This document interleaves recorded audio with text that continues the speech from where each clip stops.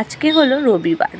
রবিবার দিন মানেই অনেক কাজ, অনেক ব্যস্ততা অন্যান্য দিনের তুলনায়।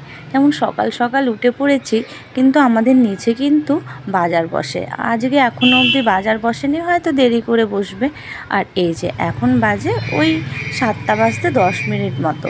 তো এখনও তো মা ওঠেনি, মা উঠতে উঠতে 7টা হয়ে যায়।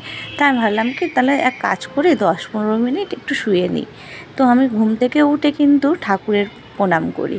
তো একটু যেই শুয়েছি, ব্যাস কত দেরি হয়ে গেল।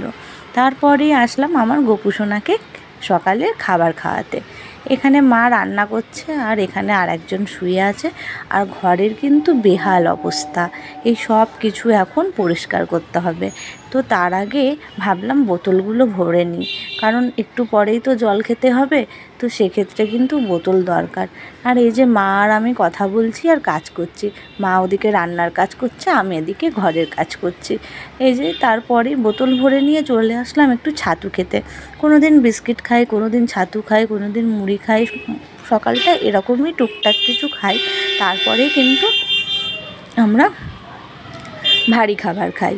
আর এই যে এত জামা কাপড় জমে গেছে, কারণ কালকে একটু বেরিয়েছিলাম, ওই হয় না যে এটা পরবো না ওটা পরবো, ওটা পরবো না ওটা পরবো, ওই করতে করতেই কিন্তু অনেকটা জামা কাপড় বেরিয়ে গেছে।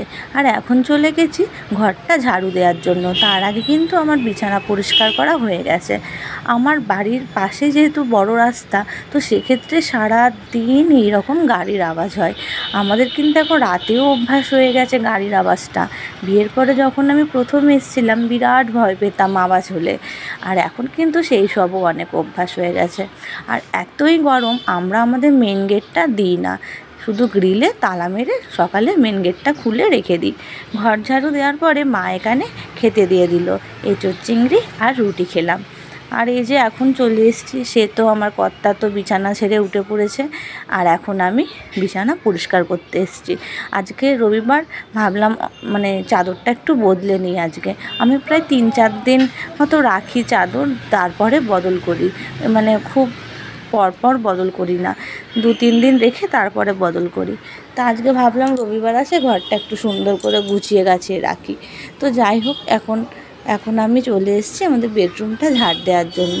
আর এই যে এখন চলে যাচ্ছি টুং টুং করতে করতে, চুল নাড়াতে নাড়াতে এখন যাব আমি ঘর মুছতে। মা ওখানে, মায়ের রান্নাবান্না প্রায় শেষ, এখন মা একটু বসে থাকবে, এরপরে কিন্তু আমার রান্নার পালা। কারণ রবিবার দিন মাংস মাছ যেগুলো হয় সেগুলো কিন্তু আমিই করি, তাই ঘরটা মুছে নিয়েই কিন্তু আমাকে রান্না করতে চলে যেতে হবে। রান্না করার পরেও কিন্তু আমার একটু কাজ আছে। আমার হাজব্যান্ডের অফিসের জামা কাপড়গুলো থাকে, সেগুলো একটু কাচতে হয়। তো এবার ওইগুলো কাচবো, সব কিছু করে তারপরে আমি স্নান করব। তো ঘর মুছে চলে আসলাম মাংস রান্না করতে। এখানে আদা রসুন সব কিছু পেস্ট করে মাংসটা রান্না করে জামা কাপড় কেচে স্নান করে চলে এলাম ঠাকুর পুজো দিতে। তো আজকের ব্লগটা এই পর্যন্তই। দেখা হচ্ছে অন্য দিন অন্য কোনো ব্লগে। সেই অবধি ভালো থাকবেন, সুস্থ থাকবেন।